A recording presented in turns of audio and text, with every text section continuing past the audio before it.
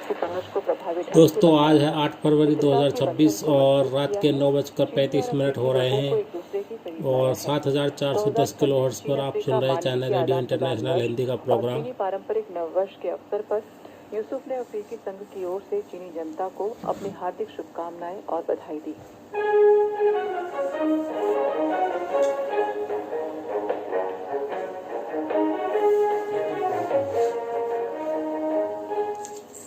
12 साल बाद एक बार फिर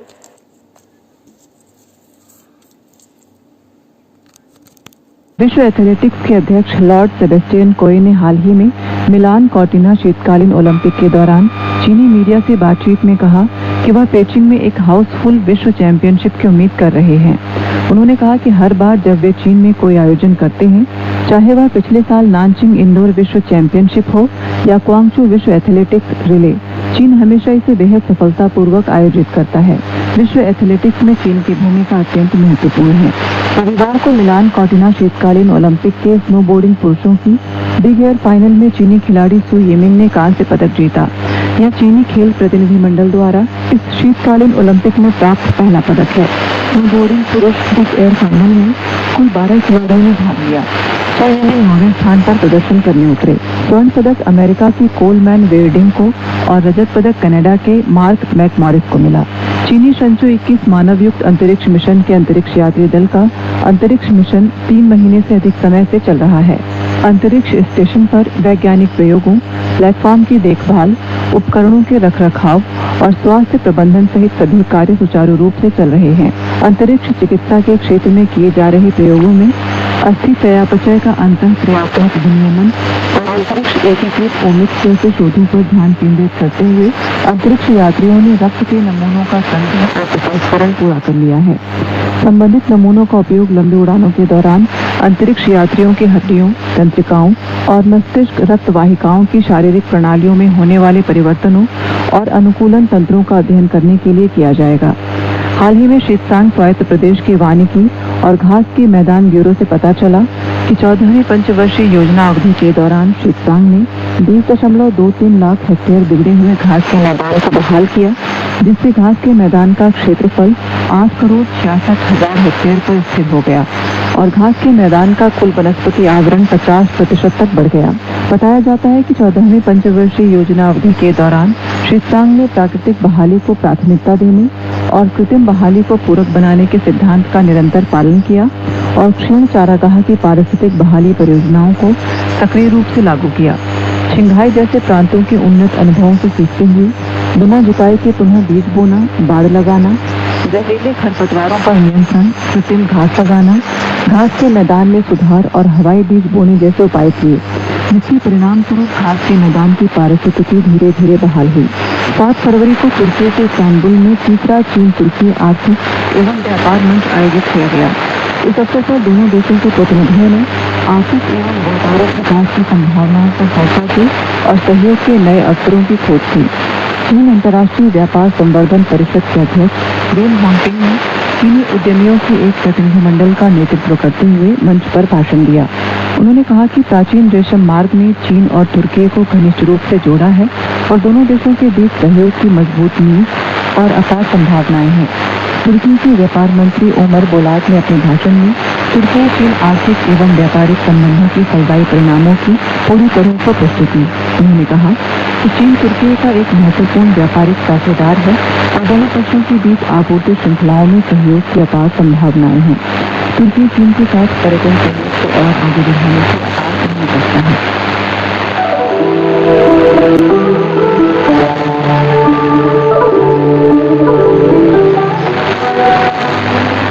चाइना रेडियो इंटरनेशनल है।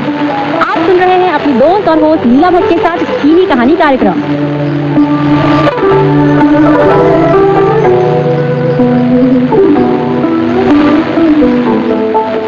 यह चाइना रेडियो इंटरनेशनल है और आप सुन रहे हैं अपनी दोस्त और होस्ट लीला भट्ट के चीनी कहानी कार्यक्रम में आप सभी का बेहद स्वागत है। दोस्तों, चीनी कहानी कार्यक्रम के अंतर्गत हम सुन रहे हैं उपन्यासकार आलाई की रचना खोखला पहाड़, जो कि तिब्बत के पहाड़ी इलाके में बसे एक गांव की कहानी है। हमें सुना था कि कांगई और येला के घर आने की खुशी में एम्बो का परिवार उसे खाने पर निमंत्रण देने जाता है।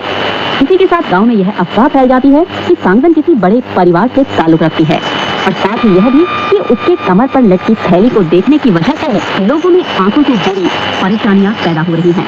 लोगों का मानना है कि सांगन के जेवरों पर किसी का साथ है। इस बात के लिए वे लोग जामगन गोंडबो की सलाह का इंतजार करते हैं। तो दोस्तों, कहानी में ऐसा क्या होता है, आइए जानने के लिए सुनते हैं कहानी का शेष भाग।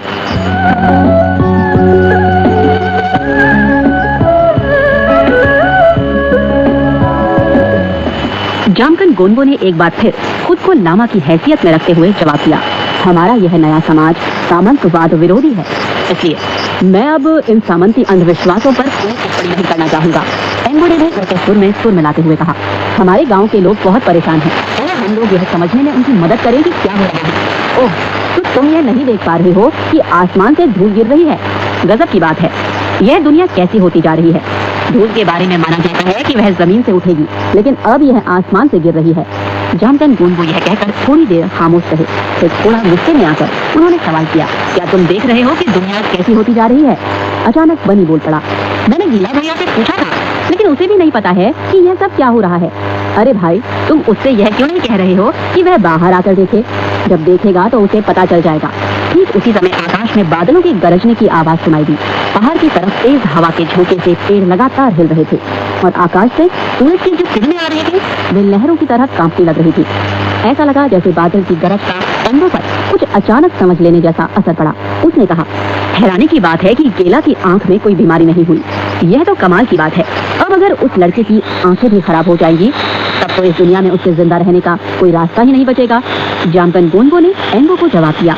वैसे तो एंगो बहुत समझदार व्यक्ति माना जाता रहा है, लेकिन अचानक कुछ ऐसा हुआ कि वह भी उसी हवा में बह गया जिसमें गांव वाले बह रहे थे।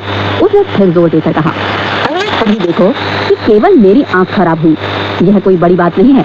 इसके साथ ही वह लंबे डग भरते हुए गांव के चौक की तरफ बढ़ा, जिधर गेला और सांगन अपने बगीचे पर खड़े होकर सब कुछ देख रहे थे। आसमान में एक बार फिर बादलों की गरजने की आवाज गूंजी और फिर बारिश की मोटी बूंदें नीचे गिरने लगी।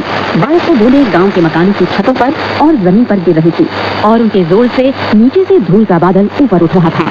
इससे साफ पता चल रहा था कि पिछले 10 दिनों में आसमान से कितने बड़े पैमाने पर धूल नीचे जमीन पर गिर चुकी थी। एंगो बारिश की बूंदों को चीरता हुआ आगे बढ़ रहा था और उसे देखकर ऐसा महसूस हो रहा था कि अतल गहराइयों से कोई दानव ऊपर निकल आया हो। बारिश तेज होने लगी थी और धीरे धीरे इतनी तेज हो गई कि चौक के दूसरी तरफ खड़े लोग इस तरफ से अब नजर नहीं आ रहे थे। सांगन अभी भी अपने दरवाजे पर खड़ी थी और अपनी आंखों पर जोर देकर वह एंगो को देख रहे थे, जो बारिश को देख पहुंचता हुआ उसकी तरफ आ रहा था। सांगन ने गेला के कंधे को हिलाया और चौक की ओर इशारा करते हुए कहा, उधर देखो। गेला ने जवाब दिया। बारिश ने धूल के स्वाद को खत्म कर दिया। नहीं, उस आदमी को देखो। ओह, बनी के पापा आ रहे हैं। सांगन के मुंह से हल्की सी चीख निकली जिसमें प्रशंसा का भाव था। ओह माय गॉड, इतना सुंदर मर्द। उसकी आंखों में चमक आ गई और चहकती हुई थोड़ा आगे बढ़कर उसने उस दिशा में खुद को करके अपनी दोनों बाहें फैला दी जिधर से बारिश के बीच एंगो आ रहा था। वह ऐसी लग रही थी जैसे आसमान से तैरते हुए नीचे जमीन पर उतरी हो और उसकी भाव भंगिमा इतनी मादक थी जिसका सचमुच एंगो पर गजब का असर पड़ा। वह खटक कर अचानक रुक गया। उसके पैर इतनी तेजी से चलते चलते रुके कि उसका शरीर थोड़ा आगे की ओर झुक गया और फिर उसने खुद को संभाला। बारिश की बूंदें उसकी आंखों के सामने किसी पर्दे की तरह पड़ी थी और उस पर्दे के पीछे वह ठिठक कर खड़ा था।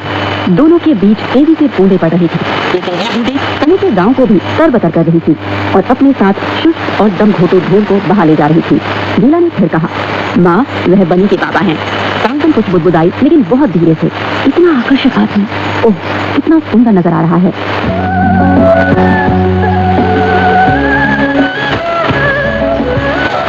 दूसरे चीनी कहानी कार्यक्रम के अंतर्गत हम सुन रहे हैं आ लाई की रचना ओखला पहाड़ का पहला भाग, सब कुछ अस्त व्यस्त।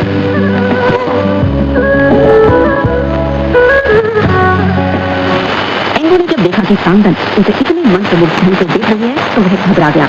उसके पैर आगे बढ़ने से इनकार करने लगे। यह देखकर गेला दौड़ता हुआ उसके पास पहुंचा और उसका हाथ पकड़कर खींचते हुए कहा, अंकल, बारिश से बचने के लिए आप अंदर आ जाइए। नहीं, मैंने अपना इरादा बदल दिया है, एंगो ने जवाब दिया। फिर आप यहाँ किस लिए आए थे? गेला ने सवाल किया। एंगो की आंखों में कुछ अजीब सी हरकतें हुई जिसमें थोड़ा गुस्से का भाव था, लेकिन गेला बोलता ही रहा। बहुत सारे लोग माँ को देखने आते हैं, क्या आप भी उनमें से नहीं हैं? देखिए, वह चाहती है कि आप उसके पास जाए, जल्दी करिए। नहीं गेला, तुम जैसा सोच रहे हो वैसा नहीं है, उसकी तरफ देखिए। देखिए कि वह कैसे खड़ी है। क्या आप सभी एक जैसे नहीं हैं? जाइए जाइए, जल्दी कीजिए।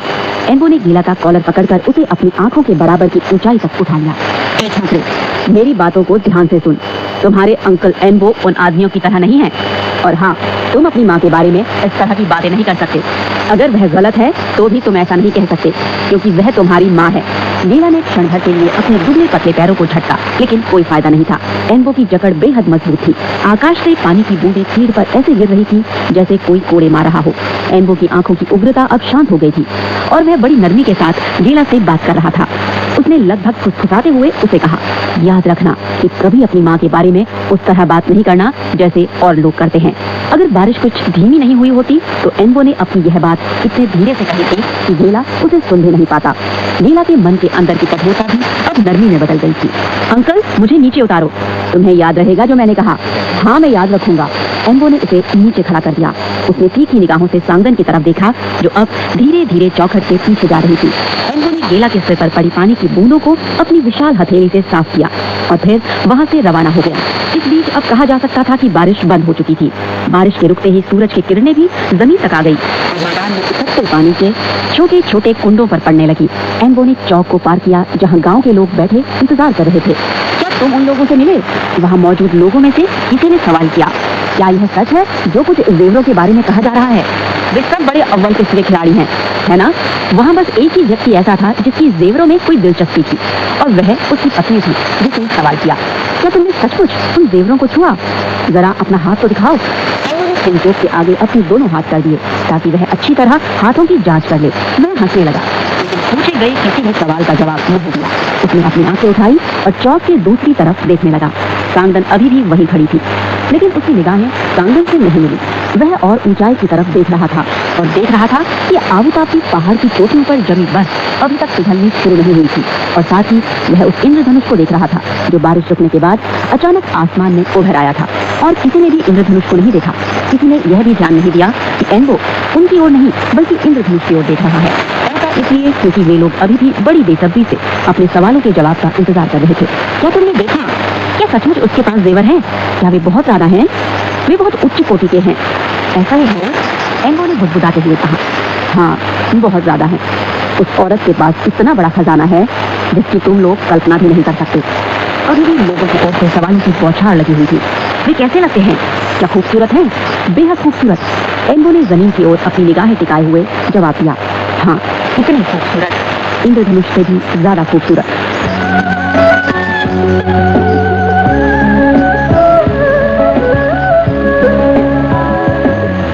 उनके संदेहों की पुष्टि हो गई थी और अब से और भी ज्यादा चिंतित नजर आ रहे थे। वो अब जानकर लोगों की ओर दिखाते हुए, माननीय लामा, यह सही है, उसके पास सचमुच बहुत सारे जेवर हैं। इससे हमारे ऊपर मुसीबत आ सकती है। जवाब में लामा के चेहरे पर एक चौड़ी मुस्कान दिख गई। उन्होंने कहा, जहाँ भी जेवरात इकट्ठे हैं वह स्थान निश्चित रूप से ऐसा है जिसे ईश्वर ने अकेला नहीं छोड़ा है। लेकिन आपको कुछ और सोचना होगा। आप हमें इस बात के लिए नहीं छोड़ सकते हैं कि एक बार फिर हमारी आंखें खराब हो जाए। डॉक्टर ने तुम लोगों की आंखों का अच्छी तरह इलाज कर दिया है। लामा ने जवाब दिया। लामा को आसानी से बहकाया नहीं जा सकता था, लेकिन आपको कैसे यह पता कि फिर आंखों की बीमारी नहीं होगी? यह देखते हुए कि इन लोगों को कुछ डर होगा, जानकर दोनों ने पीले कपड़े का एक टुकड़ा निकाला जिससे कुछ समय पहले तक मैं अपने धर्म ग्रंथों को लपेट कर रखता था। उसने इस कपड़े को मोड़कर एक थैले का रूप किया और वहाँ मौजूद लोगों से कहा कि अगर इसे वे लोग सांगन के जेवर वाले थैले के चारों तरफ लपेट देंगे तो हमें कोई डर नहीं होगा। लामा ने यह भी कहा, बेशक मैं इस बात की गारंटी नहीं दे सकता कि अगर तुम में से किसी का हाथ उस जेवर से छू गया तो क्या नतीजा होगा। भीड़ ने तुरंत लामा की बातों के जवाब में यह आश्वासन दिया कि किसी के अंदर इतनी हिम्मत नहीं है कि उस चीज को वह स्पर्श करे जिसे देखना भी मना हो। अभी उन्होंने अपनी बात खत्म नहीं की थी कि जामकन गोंगो ने उन्हें सोचने के लिए कुछ और मसाला दे दिया। तुम्हारा कहना सही है, लेकिन अगर तुम उसे न देखो तो भी यह कैसे कहा जा सकता है कि अपनी सोच के जरिए तुम उन जेवरों को स्पर्श नहीं करोगे। ऐसी हालत में क्या होगा? भीड़ ने बेचैनी से सवाल किया। जामकन गोंगो ने बेहतर गंभीर होकर जवाब दिया, बहुत संभव है कि उसके बारे में जरूरत से ज्यादा सोचने से समस्याएं पैदा हो जाएं, क्योंकि सोचने और बोलने के बीच एक संबंध है जो बहुत गहरा है। भीड़ ने ठंडी सांस ली और कहा, हे भगवान।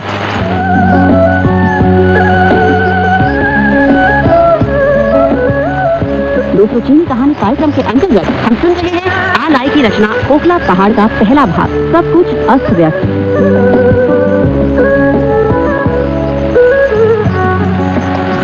कांगन और बेला की वापसी के वर्ष को श्री गांव की बेहद महत्वपूर्ण घटना के रूप में पुस्तकों में दर्ज किया गया। गांव के मौखिक इतिहास के अनुसार इस वर्ष को लोग राजमार्ग या बड़ी सड़क वाले वर्ष के रूप में भी याद करते थे। कुछ ऐसे लोग भी थे जो उस वर्ष को मोटर गाड़ियों वाले वर्ष के रूप में याद रखना चाहते थे, लेकिन ज्यादातर लोगों की राय थी कि उसे बड़ी सड़क वाला साल कहना है ज्यादा दुरुस्त होगा। इसकी वजह यह थी कि उस साल वचन आने ही वाला था कि पहाड़ों में रास्ता बनाने के लिए डायनामाइट के धमाकों से सारा इलाका दहल गया। गांव की तरफ धीरे धीरे बढ़ती हुई सड़क एक उप सड़क थी जो मुख्य राजमार्ग से निकलकर आती थी। उस राजमार्ग को आमतौर पर लोग फर्स्ट हाईवे के नाम से जानते थे। गांव को छूने वाली सड़क पर जब ट्रकों का पहला काफिला खड़खड़ाता हुआ आया, उस समय तक सड़क शुरू हो गई थी। इसलिए उस वर्ष को मोटर गाड़ियों का वर्ष कहना शायद जरूरत से ज्यादा सरलीकरण करना होगा। जैसे जैसे पहाड़ों में विस्फोट की रफ्तार तेज होती गई, गाँव वालों के अंदर उत्तेजना भी उसी अनुपात में बढ़ती गई और ऐसा लगता था जैसे कुछ ही दिनों के अंदर हर आदमी अपनी कार में इस सड़क से गुजरने लगेगा।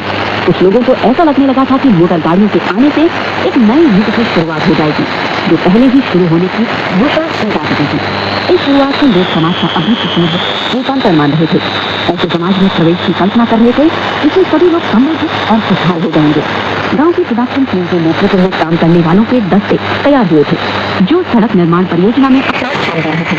इस दस्ते में जिन युवा किया गया था वे पहले दिन से कल घटकर इस तरह वहां पहुंचे जैसे वे किसी पास के कस्बे में सैर करने जा रहे हों।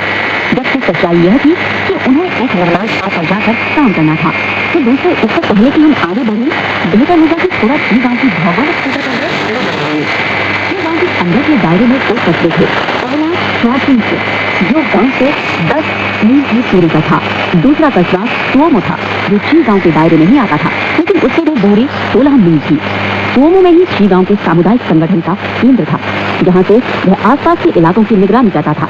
गांव वालों को जब भी शहर जाने की जरूरत पड़ी तो अक्सर वे स्वाचिन से ही जाते, क्योंकि यह न केवल तुओमो के मुकाबले नजदीक आता था बल्कि बड़ा कस्बा भी था।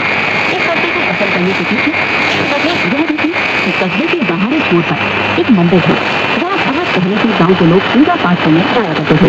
दोनों कस्बों के बीच एक नदी थी और फिर एक सड़क थी, लेकिन श्री गांव से इन दोनों कस्बों में से किसी एक में जाने के लिए गांव वालों को पहले नदी से गुजरना पड़ता था और फिर वे सड़क पर पहुंच पाते। सड़क पर पहुंचने के बाद जिस रास्ते की ओर मुड़ना होता था उसके हिसाब से वे दाएं अथवा बाएं मुड़ते, लेकिन अब सारी चीजें बदल रही थी।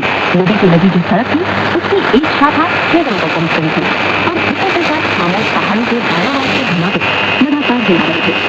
विस्फोट के बाद आकाश की ओर गरजता एक घना गुब्बारे था जिसे गाँव वाले बड़े को बचते और पहाड़ के सटे जंगलों में रहने वाले छोटे बड़े जानवर भी जंगलों से बाहर निकलकर दूर के उस गुब्बार को बड़ी कौतूहल के साथ देखते और फिर जल्दी ही तितर बितर हो जाते।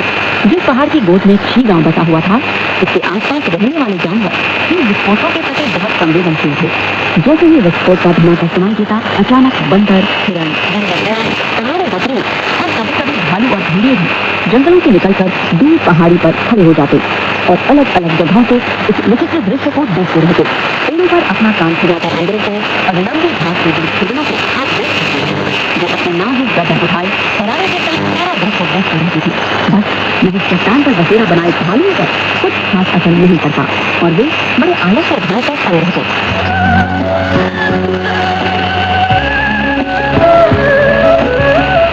दोस्तों, चीनी कहानी कार्यक्रम के अंतर्गत हम सुन रहे हैं आलाई की रचना ओखला पहाड़ का पहला भाग, सब कुछ अस्त व्यस्त।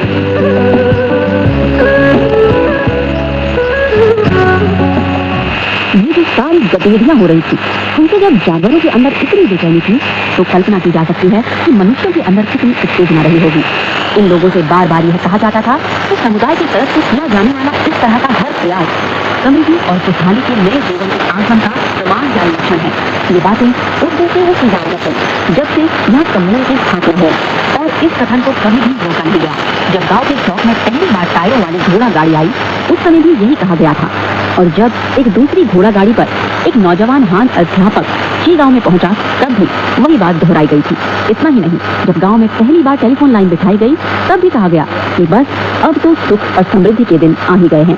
प्रसंगवश बता दूं कि यद्यपि टेलीफोन की वह लाइन बहुत लंबी थी, लेकिन गांव में एक ही टेलीफोन लग सका, और वह भी कम्युन प्रोडक्शन ब्रिगेड के शाखा सचिव के मकान में। जब यह नया टेलीफोन आया तो उसका उसी तरह स्वागत किया गया जैसा अतीत में बोधिसत्व की मूर्तियों का किया जाता था। टेलीफोन की चारों तरफ लाल मखमल का एक पट्टा बांधा गया। शाखा सचिव इस खूबसूरत फोन को हमेशा अपने करीब रखता था और तभी इसके प्लग को बिजली के तार से जोड़ता था जब उसे इसका इस्तेमाल करने की जरूरत महसूस होती थी। टेलीफोन को आए 2 साल से ज्यादा बीत चुके थे, लेकिन शाखा सचिव को छोड़कर गांव के शायद ही किसी व्यक्ति ने इसका कभी इस्तेमाल किया हो। इसकी एक वजह तो यह थी कि गांव में ऐसा कोई व्यक्ति नहीं था जिसे किसी और जगह ऐसे व्यक्ति के पास संदेश लेना हो जिसके पास टेलीफोन हो। वैसे भी जी गांव में अभी भी खबरें एक दूर से दूसरे काम तक सफर करती थी। दरअसल इस फोन का इस्तेमाल उसी समय होता था जब कभी कभार कम्युन से कोई फोन यह बताने के लिए आ जाता था कि गांव के अमुक कार्यकर्ता को मीटिंग के लिए भेज दिया जाए।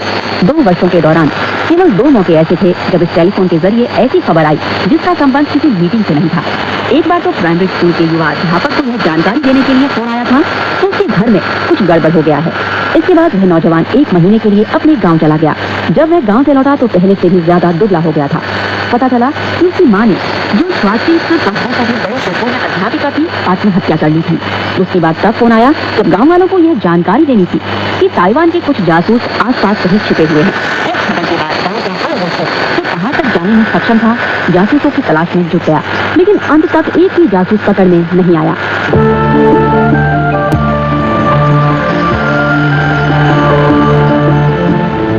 तो दोस्तों, यह थी हमारी आज की कहानी। आलाई की रचना खोखला पहाड़, जो कि तिब्बत के पहाड़ी इलाके में बसे एक गांव की कहानी है।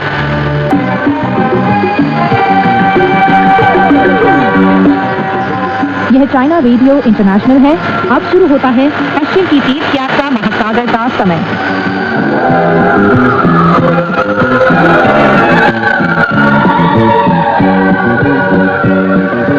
नमस्कार दोस्तों, पश्चिम की तीर्थ यात्रा सुप्रसिद्ध चीनी उपन्यास लेकर हाजिर हूँ मैं श्री शर्मा। आज की कहानी इस प्रकार है। दोस्तों, अब तक आपने कहानी में सुना कि बाण और सांग को बताता है कि यह कोई स्त्री नहीं या फिर यह कोई युवती नहीं, बल्कि युवती के रूप में पिशाचनी है। पहले तो सांग उसकी बातों पर भरोसा नहीं करता, लेकिन बाद में वानर उसे भरोसा दिलाने देता है। उसके बाद वानर के कहने पर सांग युक्ति आत्मा और शूकर उसके पास आकर देखते हैं तो उसमें खाना वाना कुछ नहीं होता और उसका छल कपट बिल्कुल सामने आ जाता है। लेकिन क्रोध में फट पड़ रहे शूकर को अभी भी विश्वास नहीं हो पा रहा होता। चलिए दोस्तों, कहानी को आगे बढ़ाते हैं और सुनते हैं कहानी में आगे क्या हुआ। शूकर जानबूझकर झगड़ा कराने के उद्देश्य से बोल उठा, गुरुदेव, यह कन्या तो एक स्थानीय ग्राम वधू थी जिसकी भोजन ले जाते समय हमने अनायास ही भेंट कर ली। हमें यह विश्वास कर लेने का कोई कारण नहीं है कि वह कोई दुष्टात्मा थी। बड़े भाई ने भ्रमवश उस पर दंड वार कर उसकी हत्या कर दी। अब उन्होंने ही इस भोजन को जादू से इन घिनौने जानवरों में बदल दिया है, क्योंकि उन्हें डर है कि कहीं आप संकर्षण पट मंत्र का पाठ न कर दें। उन्होंने आपको मूर्ख बनाकर मंत्र पाठ करने से रोक दिया है। शूकर की बातों पर विश्वास कर लेने से सांग की आंखों पर दोबारा पर्दा पड़ गया। उसने हाथ हिलाकर जादू की सृष्टि करते हुए मंत्र का पाठ शुरू कर दिया। पाठ बंद कर दीजिए, कृपया तुरंत पाठ बंद कर दीजिए। दर्द से मेरा सिर फटे जा रहा है। बहुत दर्द हो रहा है। चाहे तो आप मुझे अपनी सेवा से आजाद कर दीजिए, लेकिन दया करके ये पाठ बंद कर दीजिए। सांग बोला, अब मुझे तुमसे और कुछ नहीं कहना। धर्मनिष्ठ व्यक्ति को तो हमेशा दूसरों की मदद करनी चाहिए। उसके विचार हमेशा पवित्र होने चाहिए। फर्श साफ करते समय कहीं तुमसे कोई चींटी न मर जाए, इसके लिए भी बहुत सावधान रहना चाहिए। कीट पतंगों की जान की रक्षा करने के लिए दीपक पर भी एक पारदर्शी कपड़ा लगा देना चाहिए। तुम लोगों की हत्या किस लिए करते रहते हो? अगर तुम इसी तरह मेरे अपराधी को मारते रहोगे तो तुम्हें धन ग्रंथ लाने का कोई फायदा नहीं होगा। तुम वापस लौट जाओ। वानर ने पूछा, मैं वापस कहाँ जाऊँ? सांग बोला, अब मैं तुम्हें अपना शिष्य बनाए नहीं रख सकता।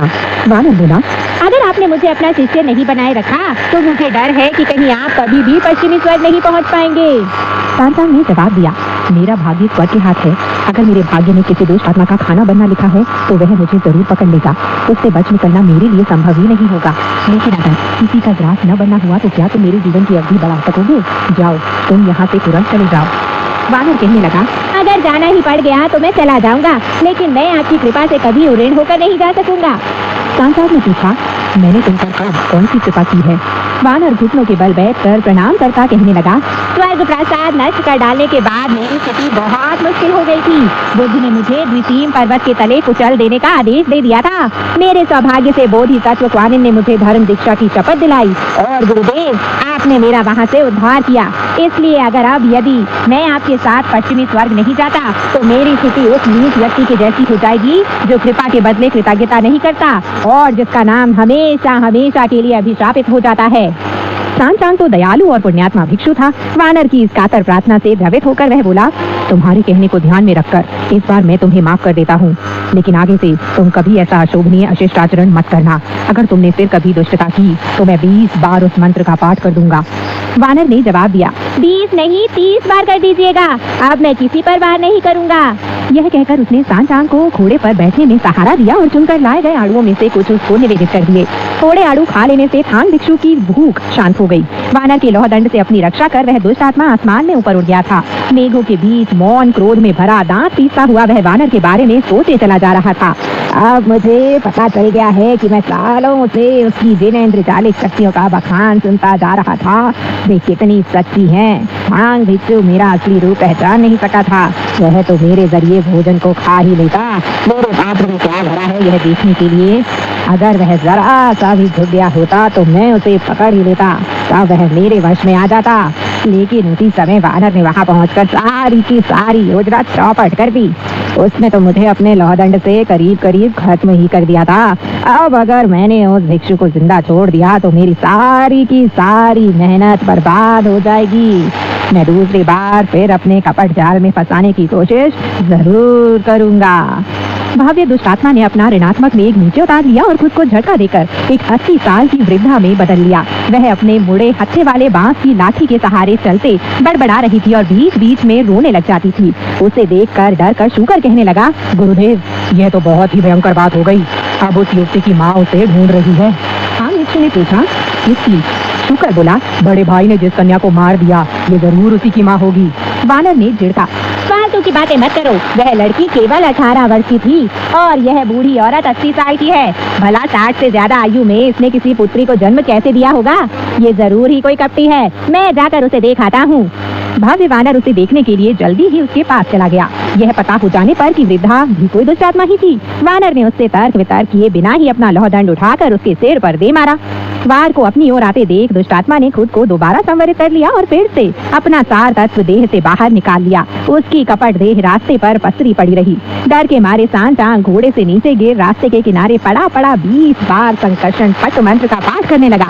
बेचारे वानर का सिर संकुचित होकर क्षीण कटी कुष्मांड सा दिखने लग गया। उसे बहुत ज्यादा दर्द हो रहा था। पृथ्वी पर रेंगता वह सांचांग के पास जाकर कातर सुर में प्रार्थना करने लगा, बंद कीजिए गुरुदेव, मंत्र पाठ बंद कीजिए। आपको जितना भी बुरा भला कहना है मुझे कह लीजिए। सांचांग ने जवाब दिया, मुझे अब और कुछ नहीं कहना। भिक्षु अगर सत्संग करता रहे तो कभी नरक में नहीं पड़ सकता। मेरे उपदेशों के बाद भी तुम अभी तक हत्याएं किए चले जा रहे हो। तुम्हें हत्या करने की हिम्मत कैसे हो जाती है? अभी अभी एक की हत्या कर चुके थे और अब तुमने दूसरी हत्या भी कर दी। ये तो सचमुच बहुत बड़ा क्रूर कर्म है। वानर बोला, वह एक दुष्ट आत्मा थी। निपुच्च वानर, तू फालतू की बात कर रहा है। इतनी अधिक दुष्ट आत्मा का होना संभव ही नहीं है। तुझे अपने सुधार की लेश मात्र इच्छा नहीं है। तू तो एक सुनियोजित हत्यारा है। जा निकल यहाँ से, जल्दी चला जा। वानर बोला, गुरुदेव क्या आप मुझे फिर से निकाल रहे हैं? ठीक है, अगर जाना ही पड़ा तो मैं चला जाऊंगा, लेकिन आपकी एक बात से मैं बिल्कुल सहमत नहीं हो सकूंगा। सांचांग ने पूछा, किस बात से? शूकर बीच में ही बोल उठा, गुरुदेव जरूर ही यह किसी सामान को बांटना चाहता होगा। कई सालों से आपके साथ भिक्षु बना रहा है, लेकिन अभी तक आपने इसको कोई अच्छा सा पुरस्कार तक नहीं दिया है। आप इसे खाली हाथों तो यहाँ से भिजवा नहीं सकते। अच्छा होगा अगर आप इस गठरी में से इसे कोई फटा पुराना लहंगा और टूटी सी टोपी दे दें।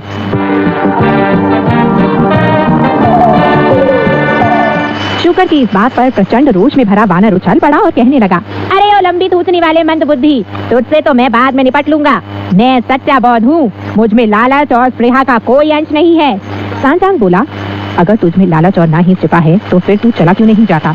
वानर ने जवाब दिया, गुरुदेव मैं आपसे सच्चे मन से कह रहा हूँ कि 500 साल पहले पुष्पफल पर्वत की जलपट गुफा में रहते समय मैं सभी उदार चरित्र वाले व्यक्तियों से परिचित था। उस समय मैंने बाकी 72 दानव राजाओं को अपने वश में कर लिया था। 47,000 छोटे दानव भी मेरे अधीन रहा करते थे। उन दिनों मैं स्वर्ण मुकुट और सर्वोत्कृष्ट जेड की कमरपेटी वाला पीला वस्त्र धारण किए रहता था। मेरे पाँवों में मेघचारी पदत्राण और हाथ में स्वर्णपट मंडित यह स्वेच्छाचारी लौहदंड रहा करता था। तब मैं भी वास्तव में एक महत्वपूर्ण व्यक्ति हुआ करता था, लेकिन संबोधि प्राप्त कर अपने पापों को स्वीकार कर मस्तक मुंडित करवाकर मैंने आपका शिष्यत्व ग्रहण कर बौद्ध धर्म स्वीकार कर लिया। अब अगर मैं अपने मस्तक पर जड़ा यह स्वर्णपट लिए वापस चला जाऊंगा तो मैं अपने मित्रों को क्या मुंह दिखाऊंगा। इसलिए गुरुदेव, अब अगर आप मेरी आवश्यकता अनुभव नहीं करते हो तो कृपया विकर्षण पट मंत्र का पाठ कर दें ताकि मैं इस पट को खोलकर आपको दे सकूं। अगर इसे किसी अन्य व्यक्ति के सिर पर रखना चाहें तो मुझे कोई आपत्ति नहीं होगी। मैं इतने लंबे समय तक आपका शिष्य रहा हूँ, आपसे इतनी सी कृपा की आशा तो कर ही सकता हूँ। सांचांग यह सुनकर स्तंभित रह गया। वह बोला, वानर, बोधिसत्व ने मुझे गुप्त रूप से संकर्षण पट मंत्र तो सिखा दिया था, लेकिन विकर्षण पट मंत्र नहीं सिखाया। वानर ने जवाब दिया, तब तो आपको मुझे अपने साथ ही ले चलना पड़ेगा।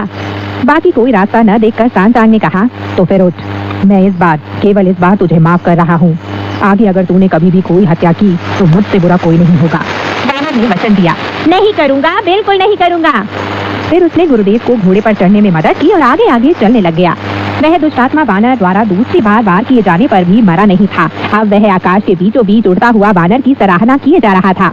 कितना भव्य है यह वानर राज, कितनी तेज है इसकी नजर। उसने मेरे दोनों रूपांतरणों को तुरंत ही पहचान लिया। ये भिक्षु तो सच में जल्दी चले जा रहे हैं। अगर ये लोग 15 कोस और यात्रा कर इस पर्वत के पार चले गए तो मेरे अधिकार क्षेत्र से बाहर हो जाएंगे। फिर जो अन्य दुष्ट आत्मा उन्हें पकड़ेंगे वे मुझ पर हंस कर दोहरे हो जाएंगे। उस दुख और लज्जा से मेरा तो हृदय ही विदीर्ण हो जाएगा। उनको छलने के लिए मुझे एक बार फिर कपट का सहारा लेना चाहिए। उस अपूर्व दुष्टात्मा ने अपना ऋणात्मक पर्वत पार्श्व में उतार लिया और एक झटके से खुद को एक वृद्ध में बदल लिया। घोड़े की पीठ पर बैठा सांचांग उसे देखते ही खुशी से भर गया और कहने लगा, अमिताभ बुद्ध, यह पश्चिमी महाद्वीप तो सच में महान पुण्य क्षेत्र है। चलने में असमर्थ होते हुए भी यह वृद्ध प्रयत्न पूर्वक किसी प्रकार सूत्रपाठ करता चला जा रहा है। शूकर बोला, गुरुदेव, इसे इतना अच्छा मत समझ बैठिएगा, हमको तो इससे कष्ट ही पहुँचेगा। सांचांग ने पूछा, तुम क्या कहना चाहते हो? बड़े भाई पुत्री और वृद्धा माँ की हत्या तो कर सके हैं। यह वृद्ध उन्हीं दो को खोजने आ रहा है।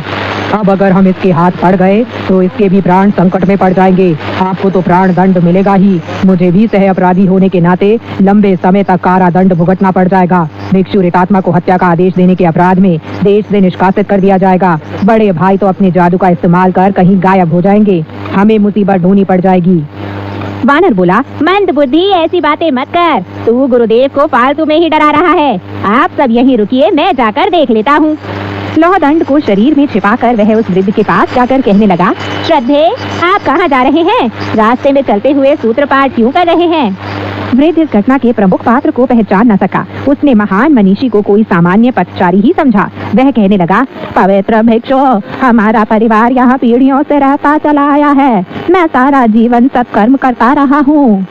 भिक्षुओं को भोजन करवाया, धर्म ग्रंथों का पाठ किया और बुद्ध का नाम जपा है। भाग्य की प्रवंचना से मेरे कोई पुत्र नहीं है, केवल एक पुत्री ही है। वह अपने पति के साथ मेरे घर पर ही रहती है। वह आज सुबह में ही खाना लेकर खेत पर निकल गई थी। मुझे डर है कि उसे कोई बाघ ने न खा लिया हो। मेरी पत्नी भी उसे ढूंढने निकली थी, लेकिन वह अभी तक नहीं लौटी। मुझे इसका कोई आभास तक नहीं है कि उन पर क्या बीती है, इसलिए मैं उन्हें ढूंढने निकला हूँ। अगर उनकी मृत्यु हो गई होगी तब तो उनकी अस्थियां बटोर कर उन्हें अच्छे से दफन कर देने के अलावा मेरे पास और कोई रास्ता नहीं बचेगा। वानर विदूप सी हंसी हंसने लगा और कहने लगा, मैं तो भेद बदलने में बहुत पटु हूँ, इसलिए तुम मुझे धोखा देने की कोशिश मत करना। तुम मुझे मूर्ख नहीं बना सकोगे। मैं जानता हूँ कि तुम एक दुष्ट आत्मा हो। डर के मारे उस पिशाच के मुंह से एक शब्द भी नहीं निकला। वानर ने अपना लौहदंड निकाला और सोचा, अगर अब मैंने इसे मार दिया तो यह भाग निकलेगा, लेकिन मार देने पर गुरुदेव उस मंत्र का पाठ कर देंगे। इसलिए मार देने पर अगर यह पिशाच उनको उठा ले जाने में सफल हो गया तो फिर मुझे उनका उद्धार करने में ज्यादा शारीरिक और मानसिक परिश्रम करना पड़ जाएगा। इसलिए इसे अभी मार डालना ही अच्छा होगा। लौ दंड से मारने पर गुरुदेव मंत्र पाठ जरूर करेंगे। फिर भी नीचतम व्याघ्र भी अपने शावकों को नहीं खाता। मैं उन्हें चिकनी चुपड़ी बातों से मना ही लूंगा। यह सोचकर भव्य वानर ने एक मंत्र पढ़कर स्थानीय अभिभावक देवताओं और पर्वत के देवताओं को संबोधित कर कहा, इस दुष्ट आत्मा ने मेरे गुरुदेव को 3 बार प्रवंचित करने की कोशिश की है। अब मैं इसका वध कर रहा हूँ। मेरे चतुर्दिक बहते पवन में स्थित आप सबको मैं अपना साक्षी बना रहा हूँ। कृपया आप यहाँ से चले न जाएं। यह सुनकर उन देवताओं को महान मनीषी की आज्ञा का पालन करने पर मजबूर होना पड़ गया। मेघों के बीच खड़े वे यह नजारा देखने लगे। महान मनीषी ने अपने लौहदंड से उस दुष्ट आत्मा पिशाच को मार गिराया। अब कहीं जाकर उसकी मृत्यु संभव हो सकी। घोड़े की पीठ पर बैठा थांग भिक्षु आतंकग्रस्त होकर थर थर कांप रहा था। उसके मुंह से एक भी शब्द नहीं निकल सका, लेकिन पास खड़ा शूकर बोल उठा, कितना अद्भुत है यह वानर। लगता है यह पागल हो गया है। कुछ ही घंटों की यात्रा में इसने 3 प्राणियों को मार डाला। थांग भिक्षु मंत्र पाठ शुरू करने ही वाला था कि वानर घोड़े के सामने आकर लेट गया और वहीं से चिल्लाने लगा, गुरुदेव मंत्र पाठ मत कीजिए, पहले यहाँ आकर देख लीजिए। दानव के शरीर की जगह पर केवल धूल सनी अस्थियों का ढेर ही बचा था। आश्चर्यचकित सांसांग ने पूछा, उकुन, इसकी तो अभी अभी हत्या हुई है, लेकिन यहाँ केवल कंकाल मात्र ही क्यों रह गया है? वानर बोला, यह एक ऐसी दुष्ट आत्मा पिशाचिनी का शव है जो अपनी जादुई शक्ति से लोगों को धोखा देकर उन्हें मार डालती थी। उसका वध कर दिए जाने पर वह तुरंत ही अपने मूल रूप में आ गई। इसकी रीढ़ की हड्डी पर श्रीमती श्वेत अस्थि लिखा है। तो दोस्तों, आज की कहानी यहीं तक। आगे की कहानी लेकर मैं मैत्री शर्मा फिर हाजिर होंगी। तब तक के लिए नमस्कार, बाय बाय।